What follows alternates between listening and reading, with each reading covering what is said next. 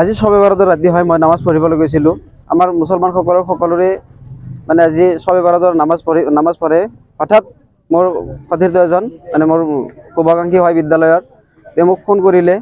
Phone কৰি ক'লে তোমাৰ বিদ্যালয়ত জুই লাগিছে, গোটেই বিদ্যালয় পুৰি মানে প্ৰায় ছাৰখাৰ হৈ গ'ল। মই লগে লগে আহিলোঁ, আহি দেখোঁ মই বিদ্যালয়ৰ প্ৰায় 4টা ৰুম সম্পূৰ্ণৰূপে পুৰি শেষ হৈ গৈছে। লগতে মোৰ অফিচৰ যিখিনি নথি পত্ৰ আছিল এই সকলোখিনি পুৰি গৈছে। একো বস্তু মই অফিচৰ পৰা ওলাব পৰা নাই। বিদ্যালয়ৰ যিবিলাক ডেস্ক বেঞ্চ আছিল সকলোখিনি পুৰি চাফা হৈ গৈছে। প্ৰায় যিখিনি বস্তু মোৰ মানে নষ্ট হৈছে, প্ৰায় 3 লাখ মান টকাৰ বস্তু নষ্ট হৈছে। বাকী যিখিনি অলপ অৱশিষ্ট আছে সেইখিনিও মানে ধ্বংসৰ পথত। টিংবিলাক মানে যিখিনি মাটিৰ টিং আছিল সেইবিলাক পুৰি গৈছে আৰু বেৰবিলাকো পুৰি গৈছে।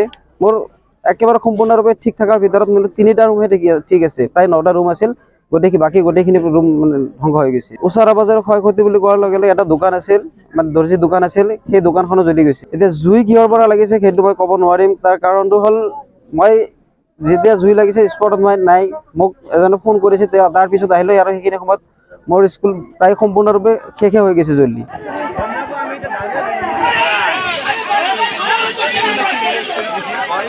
আজি শবে বাৰাতৰ ৰাতি হয় মই নামাজ পঢ়িবলৈ গৈছিলোঁ।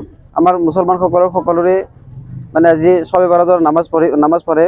হঠাৎ মোৰ সতীৰ্থ এজন মানে মোৰ শুভাকাংক্ষী হয় বিদ্যালয়ৰ, তেওঁ মোক ফোন কৰিলে। ফোন কৰি ক'লে তোমাৰ বিদ্যালয়ত জুই লাগিছে, গোটেই বিদ্যালয় পুৰি মানে প্ৰায় ছাৰখাৰ হৈ গ'ল। মই লগে লগে আহিলোঁ, আহি দেখোঁ মই বিদ্যালয়ৰ প্ৰায় 4টা ৰুম সম্পূৰ্ণৰূপে পুৰি শেষ হৈ গৈছে। লগতে মোৰ অফিচৰ যিখিনি নথি পত্ৰ আছিল এই সকলোখিনি পুৰি গৈছে। একো বস্তু মই অফিচৰ পৰা ওলাব পৰা নাই। বিদ্যালয়ৰ যিবিলাক ডেস্ক বেঞ্চ আছিল সকলোখিনি পুৰি চাফা হৈ গৈছে। প্ৰায় যিখিনি বস্তু মোৰ মানে নষ্ট হৈছে, প্ৰায় 3 লাখ মান টকাৰ বস্তু নষ্ট হৈছে। বাকী যিখিনি অলপ অৱশিষ্ট আছে সেইখিনিও মানে ধ্বংসৰ পথত। টিংবিলাক মানে যিখিনি মাটিৰ টিং আছিল সেইবিলাক পুৰি গৈছে আৰু বেৰবিলাকো পুৰি গৈছে। মোৰ একেবাৰে সম্পূৰ্ণৰূপে ঠিক থকাৰ ভিতৰত মানে 3টা ৰুমহে ঠিক আছে। প্ৰায় 9টা ৰুম আছিল, বাকী গোটেইখিনি ৰুম মানে ধ্বংস হৈ গৈছে। ওচৰ পাজৰৰ ক্ষয় ক্ষতি বুলি কোৱাৰ লগে লগে এটা দোকান আছিল, মানে দৰ্জী দোকান আছিল, সেই দোকানখনো জ্বলি গৈছে। এতিয়া জুই কিহৰ পৰা লাগিছে সেইটো মই ক'ব নোৱাৰিম। তাৰ কাৰণটো হ'ল মই যেতিয়া জুই লাগিছে স্পটত মই নাই, মোক এজনে ফোন কৰিছে, তাৰ পিছত আহিলোঁ আৰু সেইখিনি সময়ত মোৰ স্কুল প্ৰায় সম্পূৰ্ণৰূপে শেষে হৈ গৈছে জ্বলি।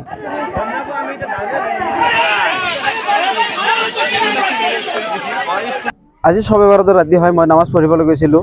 আমাৰ মুছলমান সকলোৰে মানে আজি শবে বাৰাতৰ নামাজ পঢ়ে।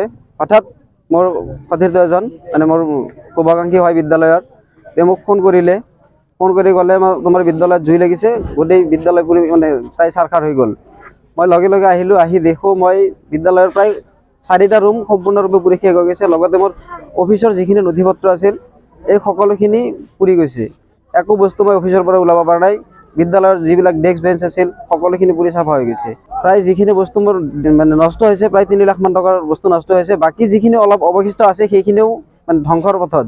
টিংবিলাক মানে যিখিনি মাটিৰ টিং আছিল সেইবিলাক পুৰি গৈছে আৰু বেৰবিলাকো পুৰি গৈছে।